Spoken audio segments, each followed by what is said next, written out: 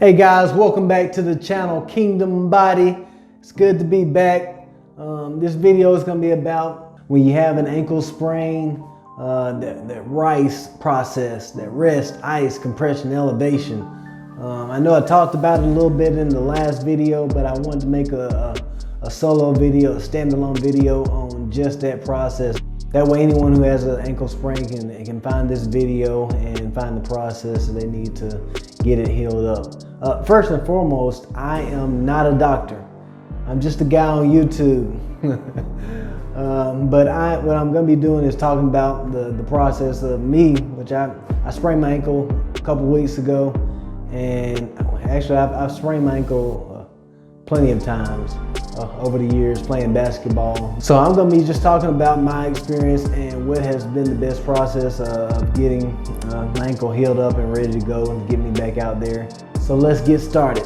All right, like I said, a couple weeks ago I had my ankle sprained. It was pretty bad, it was bad. I laid on the ground for a little while. Got up and hobbled over to the benches over on the side. But it swelled up pretty bad. Went to the doctor the next day. She was like, it's either grade 2 or possibly a grade 3 sprain, which is, you know, grade 3 is like ligament is completely torn, but thankfully it is not a grade 3. All right, let's talk about RICE. All right, it's an acronym for rest, ice, compression, and elevation. The things you need to get that ankle sprain back and ready to go. All right, rest. Okay, I mean, I work, I'm standing up and walking around all the time, so I try to limit my moving around and standing up and walking around on it, but as much as possible, you need to limit that. Of course, in the evenings, I was able to kind of rest and sit down and rest my ankle and not stand up. And then you have ice, right?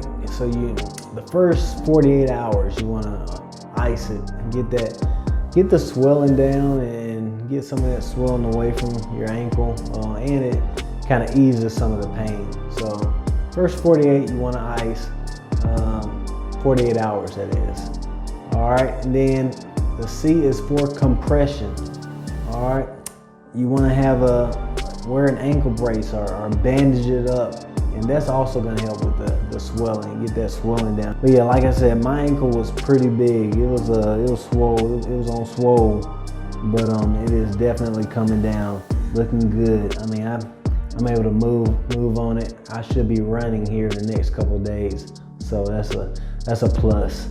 But all right, so we have the R, the I, the C, and the E is for elevation, which also is going to get some of that swelling down and away from your ankle. And that's something I didn't do. Like that first week, my ankle was swole. Like I said, for that whole week. See, I sprained it on a Sunday until the next Sunday. It was still about the same size. It hadn't gone down much at all. That was because I tried to rest it as much as possible. I iced it the first couple of days. I had it compressed like for one day, and then after that, I took my brace off and I wasn't wearing it because it didn't feel good. So I took it off. I shouldn't have. I should have kept that compression on it, and I think that's part of the reason why it stayed swollen for a whole week.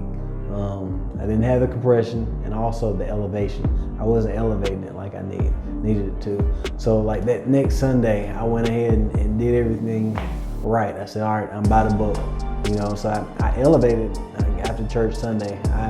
I rested. I had my foot elevated while I was sitting down watching TV.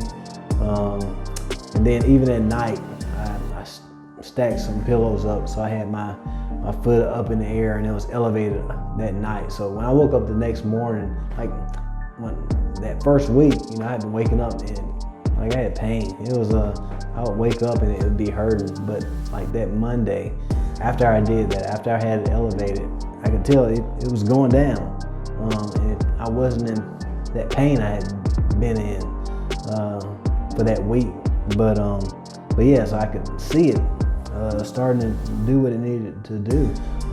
So I did that, I had it elevated, then I wore my brace like I should have been doing. And it was a little uncomfortable, but I mean, you get used to it. But that helped as well with the swelling, getting that swelling down, because you want to get that swelling down and away from that ankle. And also after day 2, after the first 48 hours of with the ice, then you want to go to the heat and instead of the ice. So I had a heating pad that I would put on my ankle, because what the ice does is it keeps the blood flow away from the ankle, you know, and kind of numbs it. But what that heat does, it brings the blood flow to the ankle, and it helps out with the healing process. So definitely had that heat going on there after the ice. Like I said, first 48, 2 to 3 days, they say you want to have the ice, applying ice to it for like 20-minute increments. You don't want to get no frostbite on your skin. But 20-minute increments of ice. You might not want to apply that bag right to your ankle or your skin. You might want to have a cloth in between your skin and the bag. But yeah, so ice, 20-minute increments, first 48 hours. And then after that, after the first 2 to 3 days, you want to apply the heat and get that heat, get that blood flow going back to your ankle.